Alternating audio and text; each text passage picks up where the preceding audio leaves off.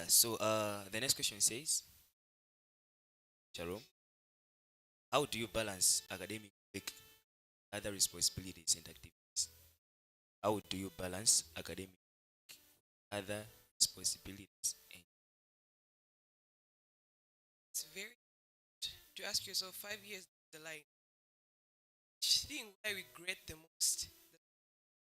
So, for example, you've come to college, school, first and foremost, because if you fail because you're in a church position, that is going to be like, oh, you church, oh, I'm so sorry.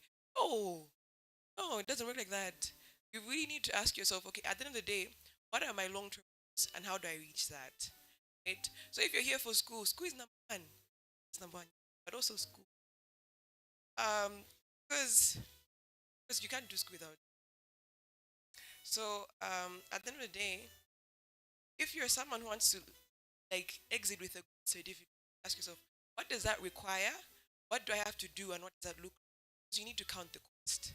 There's no way you can say that I'm going to first class and you think you're going to every leadership position, talk different anyhow. To count the cost, you have to sacrifice something. It's important. If okay, you're aiming for second class, okay, that look, how can I sustain? It's very important to get your priority.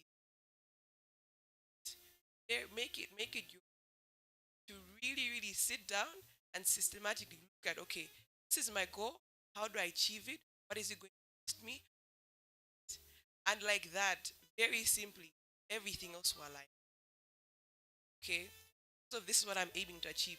This is the time I have for other things.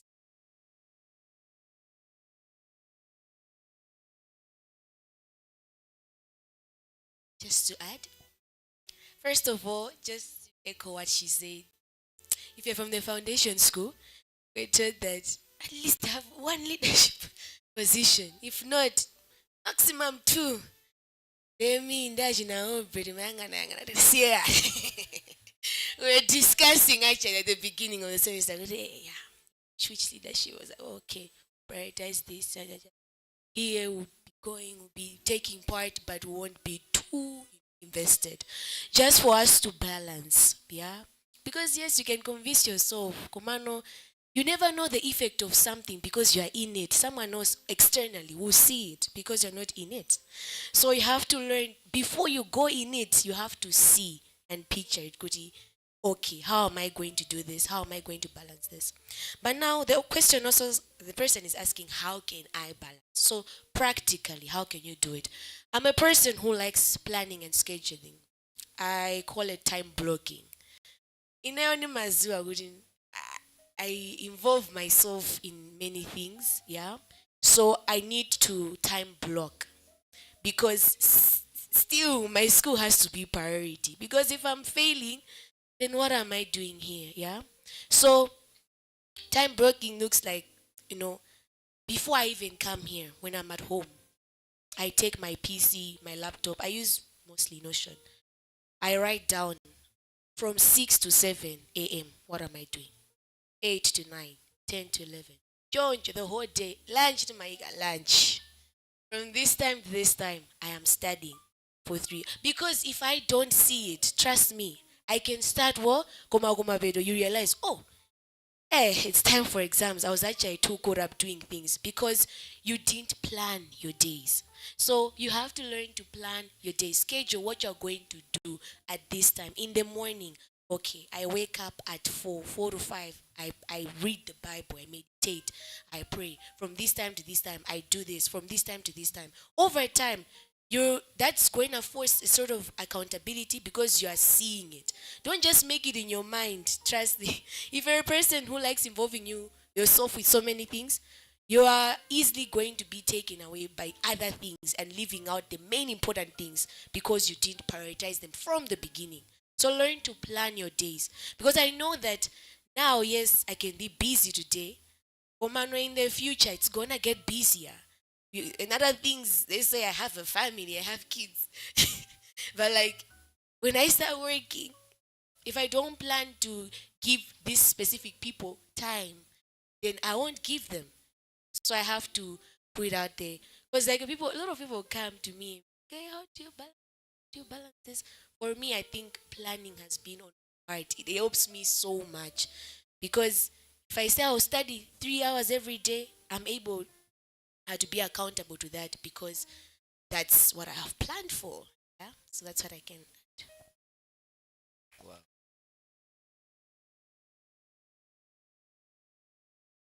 Hi.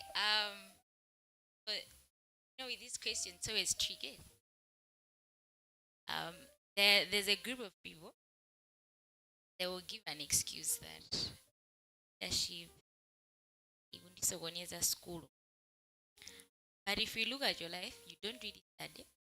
You spend 3 hours on TikTok. You are a mimi lord. Marero, mari mamime. Lord wa mamimi. Kalede. You're always visiting your friends. In Tingona Zogudi, 70% of your time you use useless stuff. So sometimes when people hear these questions, there's a certain group find excuses not to serve, and you say that, school is tough. Yes, school is tough. But if you look at your life, you're spending more time on useless stuff. So sometimes balance looks like uninstalling TikTok. Eh? It looks like muting some statuses. It looks like other phones they have focus mode where you put you select certain applications to say that I will not use them this time. It's particular. And your phone will not allow you to visit those applications, right? So because if we just say that leave these positions, you also be the one who will suffer in life because you will not learn some leadership skills. Believe me, guys, when you're here, when you're a leader, you're allowed to make mistakes. Let's say you join ship team, sing off key, we ship, not come and Karibira and all that. There's always that grace. Out there, it's not there. If you're not delivering, you're not delivering. So these things are still essential. So what you have to do now, look at your life. What are the useful things that I'm doing? How do I spend my time? As she talked about planning, right? And you look at your leadership position. Because sometimes leadership you could just come into Zambia, to be honest. Yeah? You're not doing a lot of things. And I'm not saying you should be everywhere. But sometimes there's always that part of that trickiness where some people will take an advantage when you're doing stuff and leave the thing. So when you're balancing, also look at what are you doing as you are an individual. Are you doing things that are gonna we are doing things that are gonna degrade? Praise the Lord. Praise the Lord. I hope we are learning a lot of things here. Yeah. So anagamba goza jani Sean school. So go going to opposite goza mbili. If you're not in this school, my friend, sing out. So consider joining. I will recommend everyone, all of us here, go to join. Yeah, it happens every Sunday. It's good. You don't have to come. So you can. So you can meet any of that you. Yeah. So continuing. The next question is going to matter, and the question says, how do you know? It says, how do you know when to persevere career career path, and when to consider changing direction? How do you know? Antumakufuza mafuso. Agwiti, how do you know when to persevere in a career path and when to consider changing direction? Aramatwa bwana. Just graduated. Yes, okay. Right. I think this question is similar to the other question that I answered concerning discernment and pursuing different. I'm not really experienced on this part, but I would still stick to the answer earlier. give me another. Say that I'm very nambuer to what is telling you the direction. Sometimes persevering may like him telling you to stay in that particular, and sometimes um because parent won't yeah, certain heights, and we already have an idea of how it's gonna go, and sometimes the Lord tell you um to pursue your area in a different way than the one that you. So I'm still sticking. I answered yeah to say that follow God's direction. Don't follow. Sometimes we are pressured by when applying for a master's, and maybe this is where I'm most supposed to kanga and talila and all that. But if you can just listen to God, we're Christians in this place. The Spirit teaches us what gives us that. Is that when they are Powerful stuff. Yeah. So the next question. The next question goes to Eunice, and the question says, how do you distinguish the habits of an academically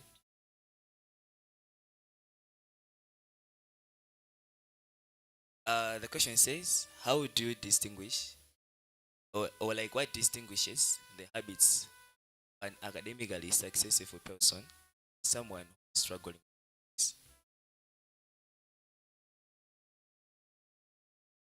Okay. Do you distinguish? What habits distinguish academically successful students, struggling students? First of all, I have a question. First of all, God. Why? Because I've seen that as I um read the word, Kwambili, there are things that the word speaks to my heart that makes me to have that thing that, oh, I have to be excellent. I have to be more than average. I have to be above and not beneath, no, because I belong to God. I am his ambassador. I represent his kingdom. So that exposure to me, to his word, already gives me the mindset of being excellent and distinguished. So, first of all, God. The other thing is knowledge. Knowledge distinguishes um, the academically successful from the struggling ones. Because if you know how to be academically successful, it will be hard to be distinguished. But knowledge doesn't come alone, it comes with discipline. Discipline is a very huge factor to academic excellence. Because why?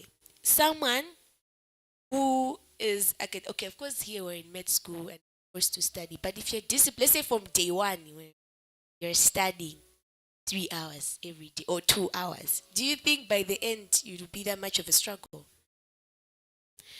But then when you go home, you tell yourself, I'll be studying every day. You come here, you're not studying every day. You're already pushing yourself away from the distinguished. So it requires discipline. Without discipline, you can know how to study. I always told people, the students that I teach, you can know how to study. But if you're not disciplined in executing what you have been told or what you have learned, it will not work out. The other thing is the enthusiasm and passion. I talked about it. You have to be passionate for what you're doing. If you see the others, you see that they are very passionate in what they're doing. They're disciplined in time management. They'll go to class early. When it's time for this, it's time for that. When it's time for class, they're taking down notes. They are what? They have passion for the things. Yeah, some of them, when they're told to answer a question, you see them, they're going off topic, they're adding their extra knowledge there. It shows the passion and enthusiasm. Be passionate with what you're doing. Yeah.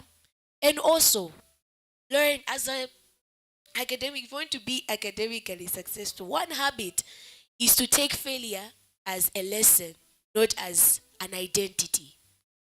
If you have failed in something, please don't identify yourself with that. You have failed because your strategies did not align with what's needed for you to be distinguished in that thing. So what you have to do is sit down. I failed. Why did I fail? Yeah, then check, okay, this is what I was doing, this is how I was studying. Yeah, if there is someone else who you know good, this person is doing well in this area, you can approach them and ask them, how did you do it? Or you can go online or something and see, okay, how am I supposed to tackle this? And then you can use the specific resources that you have found to gather them, sit down with yourself and be like, okay, this area I was failing, my time management I was failing, I wasn't disciplined enough, but don't let it identify. Okay, don't let it be your identity. Yeah. So that's what distinguishes the academic and successful. They know, okay, last time this did not work. Let me try this. Re-strategize. Fast. Be adaptable. Be adaptable, people. Adaptability is a skill you have to build. Yeah? Because we're in an ever-changing world, And you can there's so many setbacks that may come in life or even in academics, but you have to learn to sit down, re-strategize, learn to gain the knowledge, yeah, read the word, be disciplined in your execution, and have passion and enthusiasm in what you do.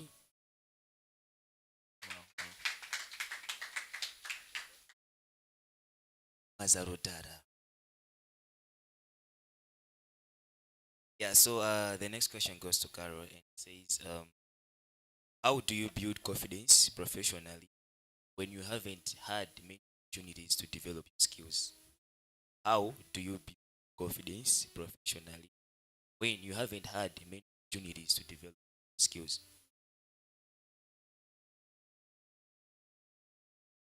Okay,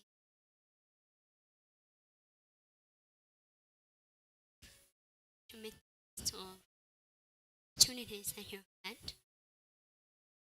the times you were in school, or say it in the places where you can be able to volunteer, you have to take challenges. Might not be the best, but then you have to take challenges.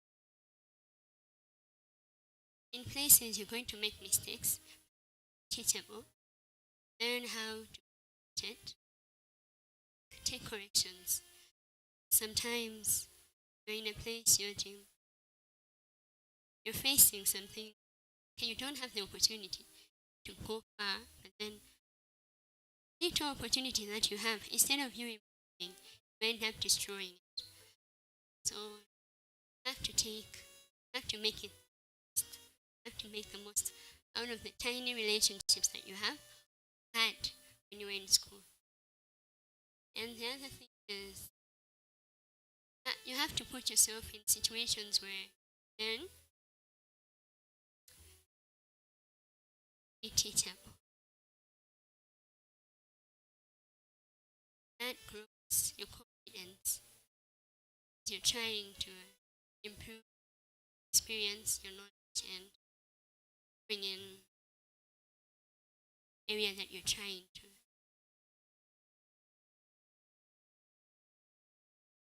And last, I think sharing how God gives you opportunity. Like you cannot have the opportunity at the time, then you're trusting the Lord. You have to prepare. Preparing is one of the things that shows that you have faith in God. So prepare yourself. Prepare yourself. Train yourself.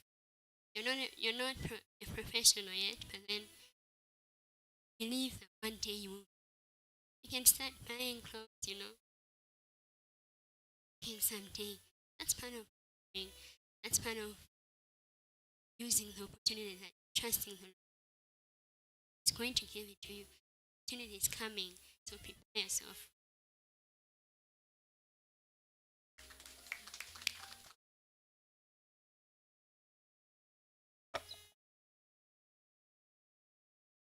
To add, um, and say data that when you're in an environment of people, you don't have a choice but to catch up. Um, so there are usually two groups of people. let's say you're in a place where you feel like you haven't really prepared enough yet, as you're not confident, and now you want to build your confidence. Other people be there pitting themselves, others try to catch up. So the only way you can build your confidence, catch up, start building those skills. Lazibanga build skills you. Majedwa tivula in background. So this will look like maybe you're already working, like taking aside from work that it will mean pushing yourself. Maziwala. Maziyosamanyazi, you know? Because sometimes you're like, no, I'm an introvert. I can do this networking stuff. My friend. Remove that mindset and just go, you know? You just have to catch up. So, bangono, later on you see that you're also very.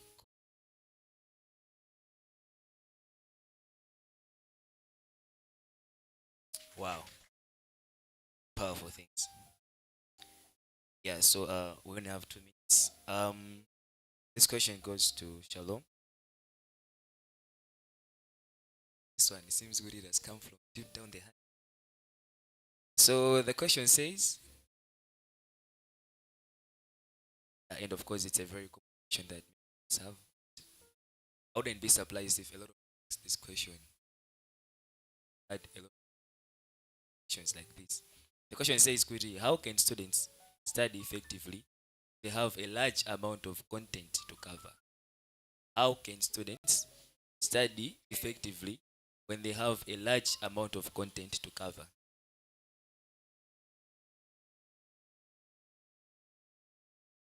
Okay, this is a very good question.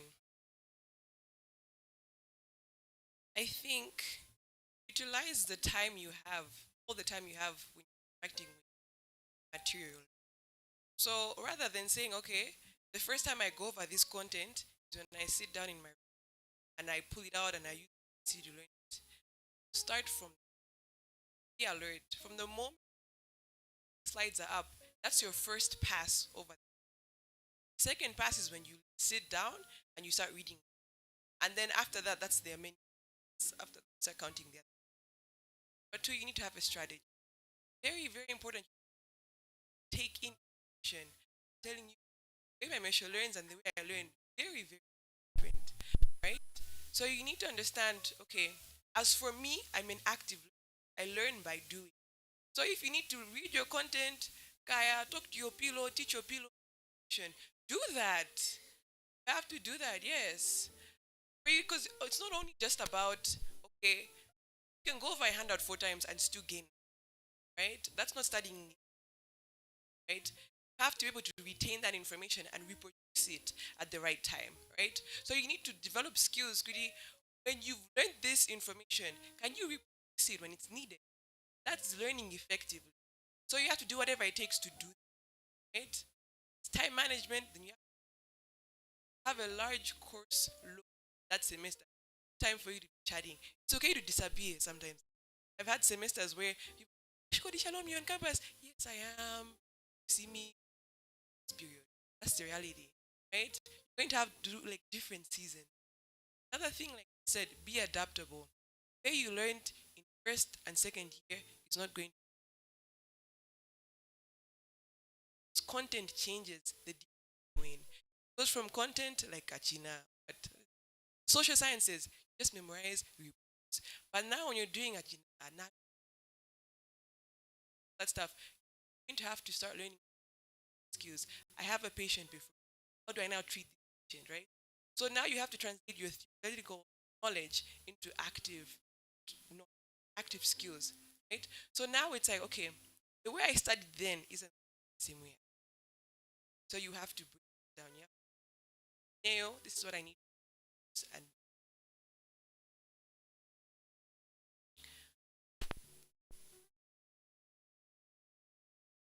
okay,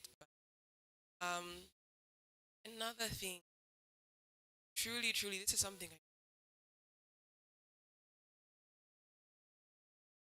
you can try all the strategies and stuff like that, but to help you. because sometimes you can learn all the things you want to, but then, and you can study all the handouts, but you find that the handout you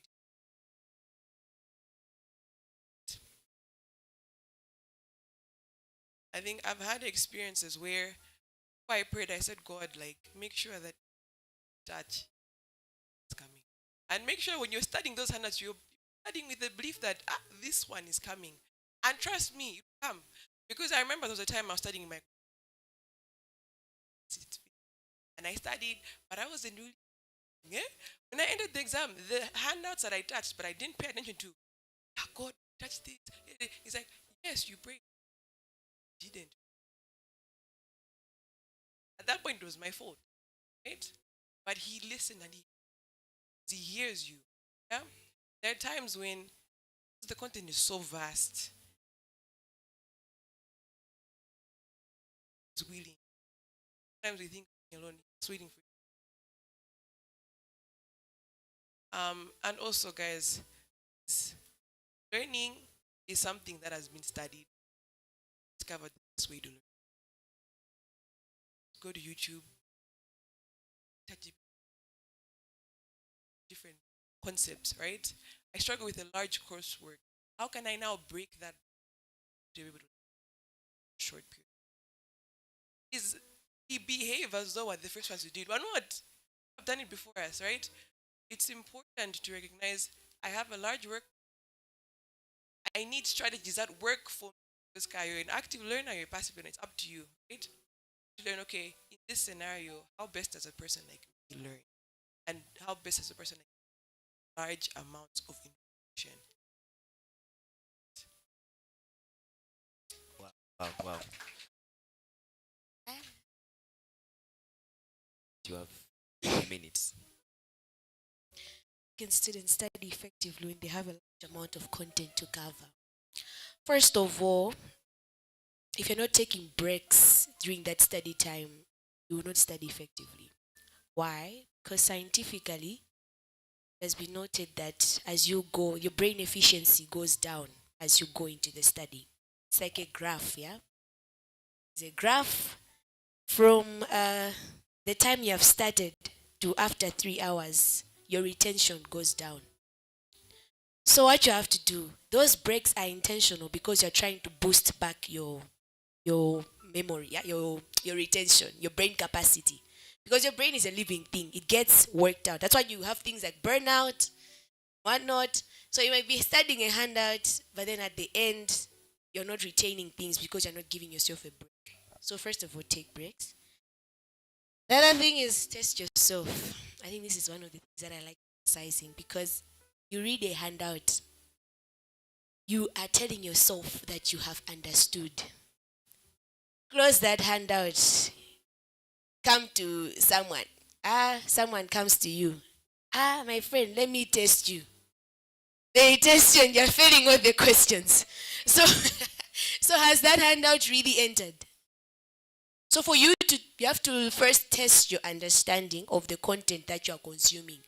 Because you might be consuming it, but it's going in and going out the other ear. Because, you see, you have to test if you have actually dug deep into the thing. The other thing is to revise the content. Of course, now we're talking about huge workload. I know here in that school, have 60 handouts, 70 handouts that you have to do. But now the thing is, this is a tricky part. You have been studying, yes, but you are not, the handout that you learned in week 1, you have to remember it during grace week as you're revising it. But as you're revising it, you're going to see that all the things you have forgotten. Why? Because your brain, there's short-term memory and there's long-term memory. As you are consuming new information, the information that you consumed yesterday is slowly going down. So, if it has already started going down, do you expect to remember everything during grace week?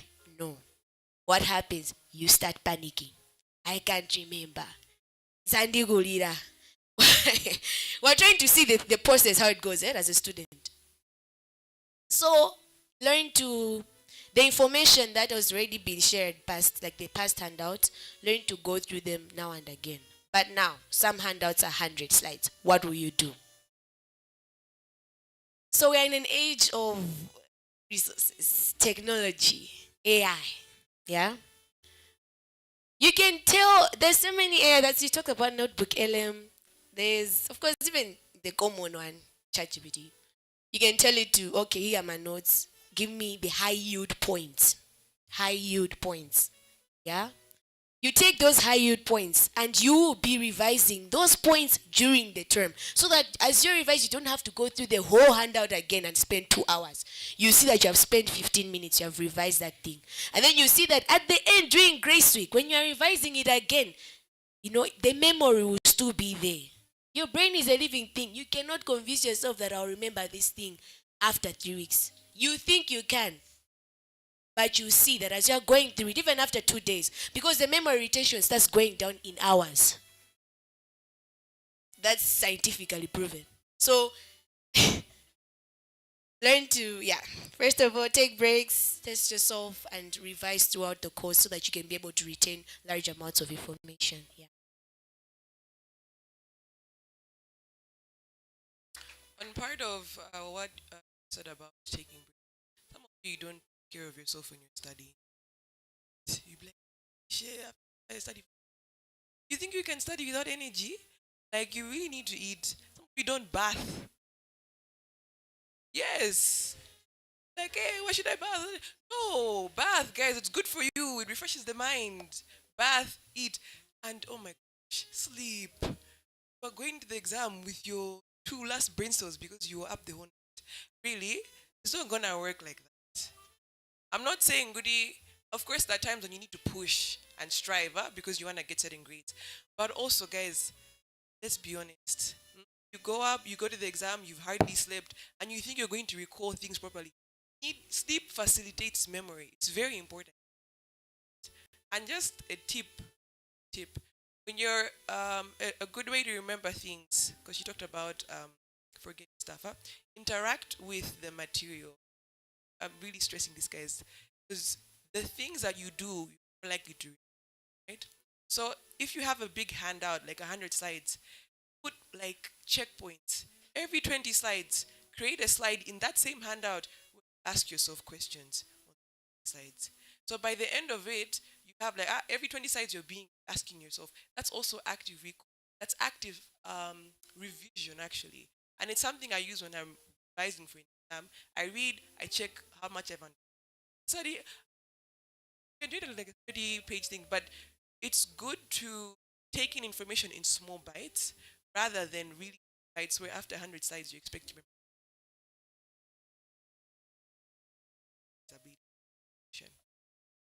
Thank you. Wow. Yeah, I hope we have learned a lot of things, yeah? Hope we were writing down everything. So this marks the end of our panel discussion. For those that sent questions and they were not addressed, don't worry. Find a way you will address them. Otherwise, can we just give them a round? You see, this is when you know the importance of coming here, yeah? So make sure for these remaining hours of the day and even tomorrow, bring all those friends of yours. Because that remaining guy, is good. Yeah. So once again, you are with me, your host, Aubrey Gama. These were the panelists, Maramando Kaunda, Eunice Kabuli, Karin Gama, and Shalom Okeke. In case you feel like talking to any of them, feel free to approach them. Time. Praise the Lord. Yeah, see you guys.